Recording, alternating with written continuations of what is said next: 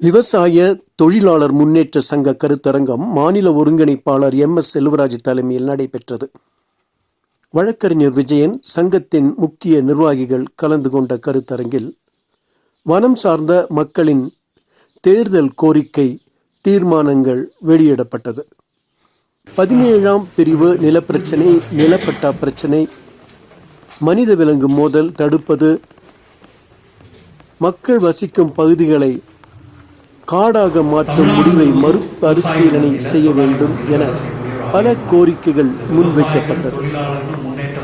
இதனை நிறைவேற்ற உறுதி அளிப்போருக்கு இந்த தேர்தலில் வாக்களிப்போம் என கூறியுள்ளனர். குறிப்பாக விவசாயிகளுடைய தொழிலாளர்களுடைய அடிப்படை உரிமைகளுக்காக இன்னைக்கு இந்த நிகழ்ச்சிக்கு வந்திருக்கிறதுல முக்கியமான காரணம் ஒன்று இப்போ தேர்தல் வரப்போகுது, சட்டமன்ற தேர்தல். அந்த தேர்தலில் குறிப்பாக தமிழகம் முழுவதும் மலை மாவட்டங்களில் என்ன விதமான கோரிக்கைகளாக மக்களுக்கு இருக்கு அப்படின்னு ஒரு தேர்தல் பிரகடனத்தை வெளியிடும். நீலகிரி மட்டும் இல்லை, ஒட்டுமொத்தமாக மலை மாவட்டம், இன்னும் சொல்ல போனோம்னா கடலோரங்களில் இந்த அலையாத்தி காடு எல்லாம் கேள்விப்பட்டிருக்கு, மேங்க்ரோவ் ஃபாரஸ்ட்னு சொல்லுவோம். அந்த பகுதி உட்பட அங்கெல்லாம் என்ன மாதிரியான பிரச்சனைகள் இருக்கு, என்ன பிரச்சனை தீர்க்கணும் அப்படிங்கலாம் தொகுத்து ஒரு தேர்தல் பிரகடனமாக இதை வந்து வெளியிடும். இன்னொரு முக்கியமான விஷயம், கூடலூர்ல இந்த ஒரு வாரமா ரொம்ப பரபரப்பா பேசக்கூடிய ஒரு நிகழ்ச்சி, ஒட்டுமொத்தமாக விவசாயிகளுடைய நிலங்கள் முழுவதையும் வனமா மாற்ற போறோம் அப்படின்னு சொல்லி நேத்தெல்லாம் பெரிய ஆர்ப்பாட்டங்கள் அதெல்லாம் நடந்தது. ஸோ அதனால இந்த 3 நிகழ்ச்சிகளை ஒட்டி நாங்கள் வந்து பண்றோம். இதுல உங்களுக்கு நிறைய கேள்விகள் இருந்தாலும் நீங்க வந்து கேட்கலாம். எங்க மக்கள் விவசாயிகள் வந்திருக்காங்க. அனைத்து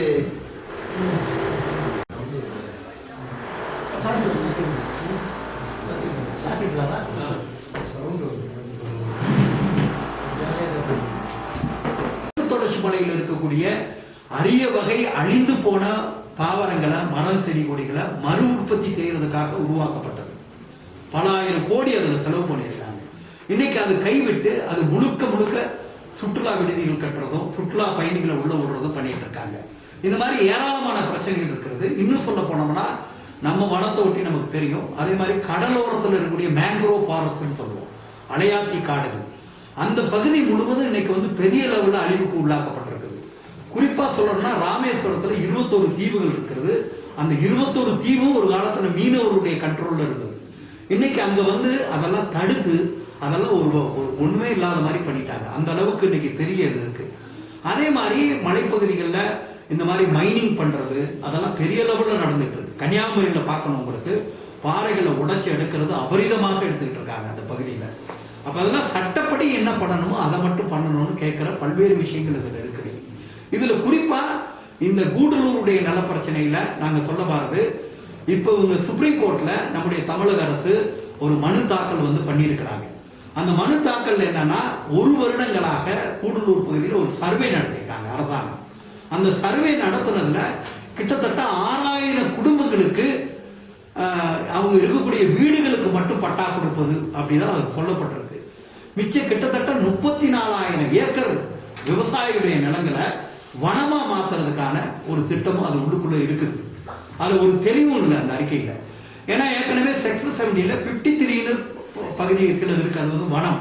அதுக்குள்ளேயே வந்து கிட்டத்தட்ட 30,000 ஏக்கருக்கு மேல இருக்கு. அதுல ஏறக்குறைய வந்து ஒரு 60-70 வருடங்களாக மக்கள்லாம் வாழ்றாங்க. அதெல்லாம் எந்த செட்டில்மெண்ட்டும் பண்ணல, விட்டுட்டாங்க. அப்புறம் இன்னொன்னு, வனம்னு சொல்லக்கூடிய இடத்துல வன உரிமை அங்கீகார சட்டம் வந்து பொருந்தும். அந்த சட்டத்தை அடிப்படையில கிளைம் வாங்கி அவங்களை எல்லாம் செட்டில் பண்ணணும். அது இதுவரைக்கும் பண்ணப்படலை.